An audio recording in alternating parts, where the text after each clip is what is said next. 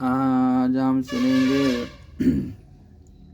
देवों का शिवजी के पास जाकर उनका स्तवन करना, शिवजी के त्रिपुर वध के लिए उद्यत न होने पर ब्रह्मा और विष्णु का उन्हें समझाना, विष्णु के बतलाए हुए शिव मंत्र का देवों द्वारा तथा विष्णु द्वारा जय, शिवजी की प्रसन्नता और उनके लिए विश्वकर्मा द्वारा सर्वदेवमय रथ का निर्माण।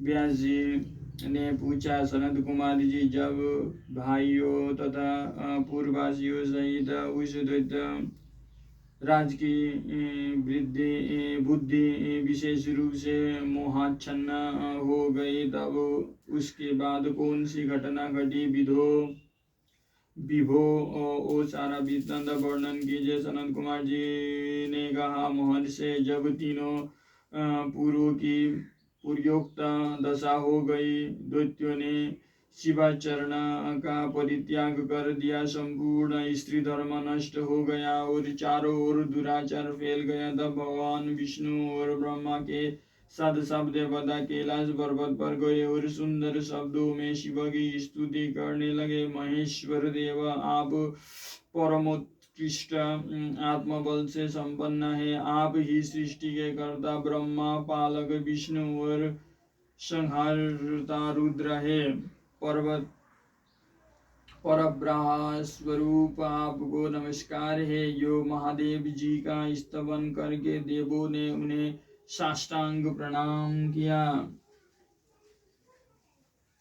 फिर भगवान विष्णु ने जल में खड़े होकर आपने स्वामी परमेश्वर शिव का महिमा स्मरण करके तन्मय हो दक्षिणा मूर्ति के द्वारा प्रकटित रुद्र मंत्र का 1.5 करोड़ की संख्या तक जप किया। तब तक सभी देवता उन महेश्वर में मन लगा कर उनकी स्तुति करते रहे।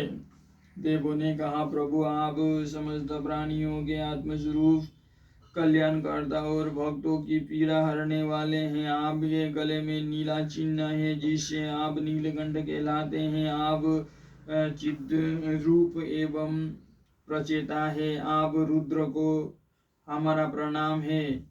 अनुसर निकंदन, आप ही हमारी सारी आपत्तियों के निवारण करने वाले हैं। अतः सदा से आप ही हमारी गति हैं और आप ही सर्वदा हम लोगों के वंदनीय हैं।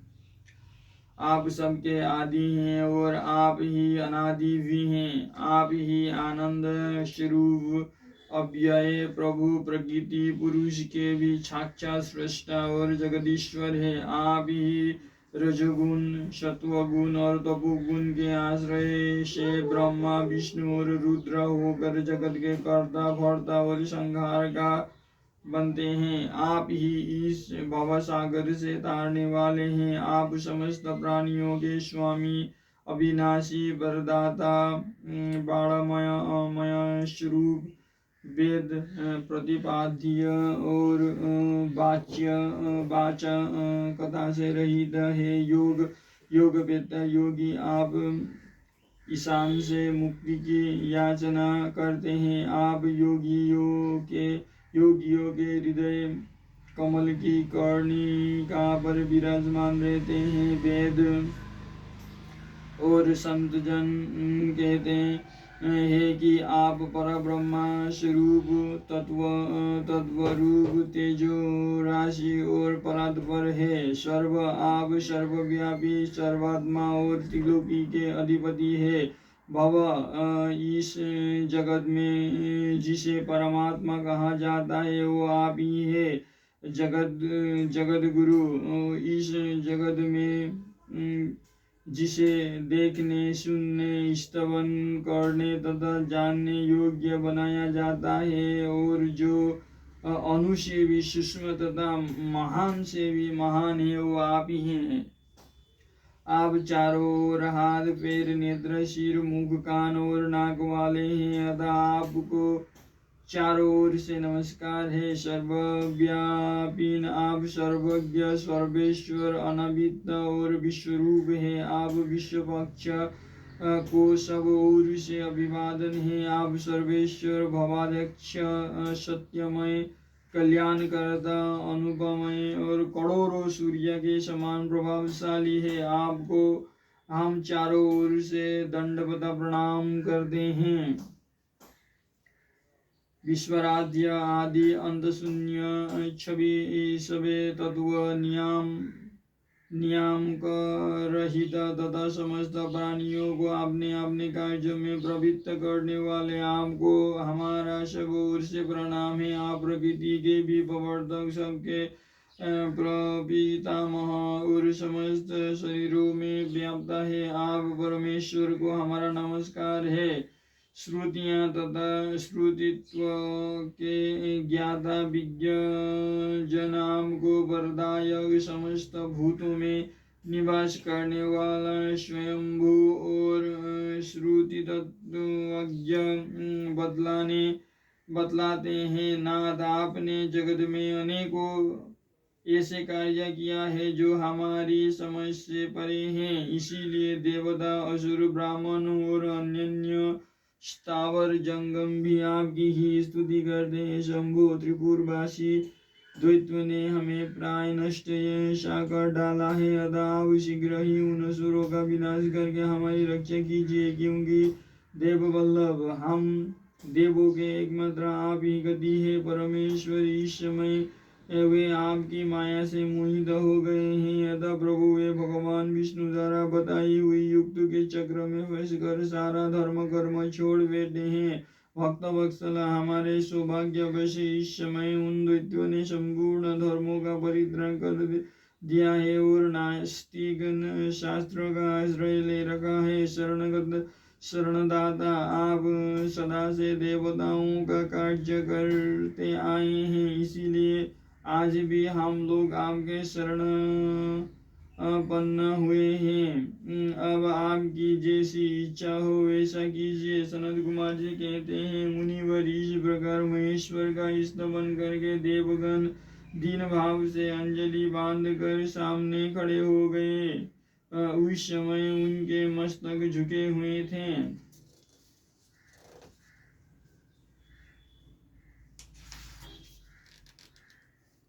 इस प्रकार जब सुरेंद्र आदि देवों ने महेश्वर की स्तुति की और विष्णु ने ईशान संबंधी मंत्र का जप किया, तब सर्वेश्वर भगवान शिव प्रसन्न हो गए और विश्वर समारोह वहीं प्रकट हो गए। उस समय पार्वती पति शिव का मन प्रसन्न था। उन्होंने नंदी ईश्वर की पीठ से उतर कर विष्णु का आलिंगन किया और फिर वे नंदी पर हाथ टेक कर खड़े हो गए और संपूर्ण देवताओं की ओर कृपा भरी दृष्टि से देखकर गंभीर वाणी में श्री हरि से बोले। शिव जी ने कहा, देवश्रेष्ठ, उन अधर्मनिष्ठ दैत्यों को तीनों पुरों को मैं नष्ट कर डालूंगा, इसमें संशय नहीं है। परंतु वे महाद्वैत मेरे भक्त थे और उनका मन सुदृढ़ रूप से मुझ में लगा रहता था। अतः यद्यपि इस समय उन्होंने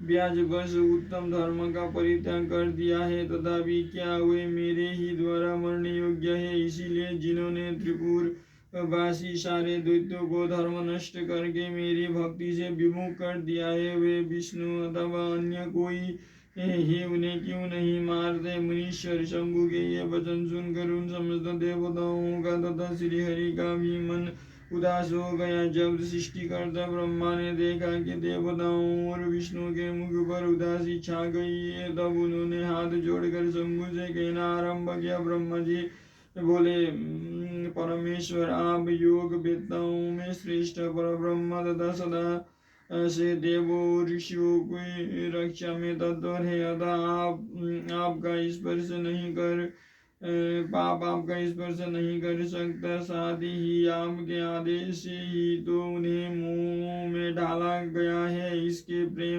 प्रेरक तो आप ही है। इस समय अवश्य ही उन्होंने आपने धर्म का परित्याग कर दिया है और वे आपकी भक्ति से विमुख हो गए हैं, तथापि आपके सिवा दूसरा कोई उनका वध नहीं कर सकता। देवों और ऋषियों के प्राण रक्षक महादेव, साधुओं की रक्षा के लिए आपके द्वारा उन म्लेच्छों का वध उचित है। आप तो राजा है, अतः राजा को धर्मानुसार पापियों का वध करने से पाप नहीं लगता। इसलिए इस कांटे को उखाड़ कर साधु ब्राह्मणों की रक्षा कीजिए। राजा, यदि आपने राज्य तथा सर्वलोक काधिपत्य को स्थिर रखना चाहता हो तो उसे अपने राज्य में एवं अन्यत्र भी ऐसा ही व्यवहार करना चाहिए।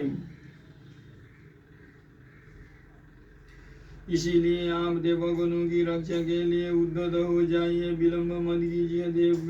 देवेश, बड़े बड़े मुनीश्वर यज्ञ संपूर्ण वेद शास्त्र में और विष्णु भी निश्चय ही आपकी प्रजा है। प्रभु, आप देवताओं के सार्वभौम सम्राट हैं। श्री हरि आदि देवगण तथा सारा जगत आपका ही कुटुंब है।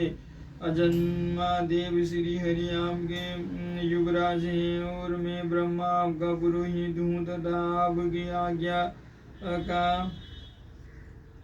का पालन करने वाले शक्र राजकार्य संभालने वाले मंत्री हैं। सर्वेश अन्य देवता भी आपके शासन के नियंत्रण में रहकर सदा अपने अपने कार्य में तत्पर रहते हैं। यह बिल्कुल सत्य है। सनत कुमार जी कहते हैं, व्यास जी ब्रह्मा की यह बात सुनकर सुरबालक परमेश्वर शिव का मन प्रसन्न हो गया। तब उन्होंने ब्रह्मा जी से कहा, शिव जी बोले, महान, यदि आप मुझे देवताओं का सम्राट बतला रहे हो तो मेरे पास उस पद के योग्य कोई ऐसी सामग्री तो है नहीं जिससे मैं उस पद को ग्रहण कर सकूं, क्योंकि ना तो मेरे पास कोई महान दिव्य रथ है, ना उसके उपयुक्त सारथी है और ना संग्राम में विजय दिलाने वाले वैसे धनुष बाण ही है कि जिन्हें लेकर मैं मनोयोग पूर्वक संग्राम में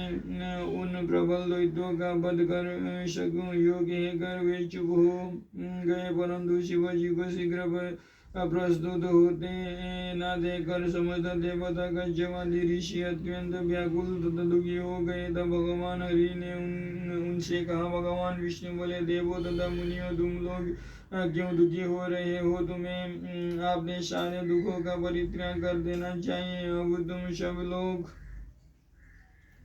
आदर पूर्वक मेरी बात सुनो। देवगण, तुम्हें लोग विचार करो कि महान पुरुषों की आराधना सुख साध्य नहीं होती। मैंने ऐसा सुना है कि महादाराधन में पहले महान कष्ट झेलना पड़ता है। पीछे भक्ति की दृढ़ता देखकर इष्ट देव अवश्य प्रसन्न होते हैं, परंतु शिव तो समस्त गणों के अध्यक्ष तथा परमेश्वर है, ये तो आशुतोषी ठहरे। अतः पहले ओम का उच्चारण करके फिर नमः का प्रयोग करें, फिर शिवाय कहकर 2 बार शुभम का उच्चारण करें, इसके बाद 2 बार कुरु का प्रयोग करके फिर शिवाय नमो जोड़ दें। ऐसा करने से ओम नमः शिवाय शुभम शुभम गुरु गुरु शिवाय नमो यह मंत्र बनता है। बुद्धि विशारद, यदि तुम लोग शिव की प्रसन्नता के लिए इस मंत्र का पुनः 1 करोड़ जाप करोगे तो शिव की अवश्य तुम्हारा कार्य पूर्ण करेंगे। मुने, प्रभावशाली श्री हरि ने जब यो कहा तब सभी देवता पुनः शिवराधा में लग गए। तत्पश्चात श्री हरि भी देवों तथा मुनियों के कार्य की सिद्धि के हेतु शिव में मन लगाकर विशेष रूप से विधि पूर्वक जप में तत्पर हो गए। मुनिश्रेष्ठ, इधर देवगण धैर्य संपन्न हो बारंबार शिव शिव यो उच्चारण करते हुए 1 करोड़ जप करके सामने खड़े हो गए। इसी समय स्वयं साक्षात शिव पूर्वोक्त स्वरूप धारण करके प्रकट हो गए और ये कहने लगे। शिव जी बोले, हरे महान देवगण तथा उत्तम व्रत का पालन करने वाले मुनियों, मैं तुम लोगों के इस जप से प्रसन्न हो गया हूँ। अतः अब तुम लोग अपना मनोवांछित वर मांग लो। देवताओं ने कहा, देवादिदेव कल्याण करता जगदीश्वर, यदि आप हम पर प्रसन्न हैं तो देवों की विकलता का विचार करके शीघ्र ही त्रिपुरा का संहार कर दीजिए। परमेश्वर, आप दीन बंधु तथा कृपा की खान है। आपने ही सदा से हम देवताओं की बारंबार विपत्तियों से रक्षा की है, अतः इस समय भी आप हमारी रक्षा कीजिए। सनत कुमार जी कहते हैं, ब्राह्मण तब ब्रह्मा और विष्णु सहित देवों की वो बात सुनकर शिवजी मन ही मन प्रसन्न हुए और पुनः इस प्रकार बोले। महेश्वर ने कहा, हरे ब्राह्मण देवगण तथा मुनियों, अब त्रिपुर को नष्ट हुआ ही समझो। तुम लोग आदर पूर्वक मेरी बात सुनो और उसके अनुसार कार्य करो। मेरे पहले जिस दिव्य रथ, सारथी, धनुष और उत्तम बाणों को अंगीकार किया यह सब शीघ्र ही तैयार करो। विष्णु तथा विदे, निश्चय ही तुम दोनों त्रिलोक के अधिपति हो, इसीलिए तुम्हें चाहिए कि मेरे लिए प्रयत्न पूर्वक सम्राट के योग्य सारा उपकरण प्रस्तुत कर दो। तुम दोनों सृष्टि के सृजन और पालन कार्य में नियुक्त हो, अतः त्रिपुर को नष्ट हुआ समझकर देवताओं की सहायता के लिए यह कार्य अवश्य करो। यह शुभ मंत्र जिसका तुम लोगों ने जय किया है, महान पुण्यमय तथा मुझे प्रसन्न करने वाला है। यह मुक्ति का दाता, संपूर्ण कामनाओं का पूरक और शिव भक्तों के लिए आनंदप्रद है। यह स्वर्गकामी पुरुषों के लिए धन, यश और आयु की वृद्धि करने वाला है। यह निष्काम के लिए मोक्ष तथा साधन करने वाले पुरुषों के लिए भुक्ति मुक्ति का साधक है। जो मनुष्य पवित्र होकर सदा इस मंत्र का कीर्तन करता है, सुनता है अथवा दूसरों को सुनाता है, उसकी सारी अभिलाषाएं पूर्ण हो जाती है। सनत कुमार जी कहते हैं, मुने परमात्मा शिव की यह बात सुनकर सभी देवता परम प्रसन्न हुए और ब्रह्मा तथा विष्णु को तो विशेष आनंद प्राप्त हुआ। उस समय विश्वकर्मा ने शिव के आज्ञानुसार विश्व के हित के लिए एक सर्वदेवमय तथा परम शोभन दिव्य रथ का निर्माण किया। ओम नमः शिवाय। शुभम शुभम गुरु गुरु शिवाय नमो। ओम नमः शिवाय। शुभम शुभम गुरु गुरु शिवाय नमो। ओम नमः शिवाय। शुभम शुभम गुरु गुरु शिवाय नमः। ओम। अगले अध्याय में पढ़ेंगे सर्वदेवमय रथ का वर्णन। शिवजी का उस रथ पर चढ़कर युद्ध के लिए प्रस्थान, उनका पशुपति नाम पड़ने का कारण, शिवजी द्वारा गणेश का पूजन और त्रिपुरदा मय दानव का त्रिपुर से जीवित बस निकलना।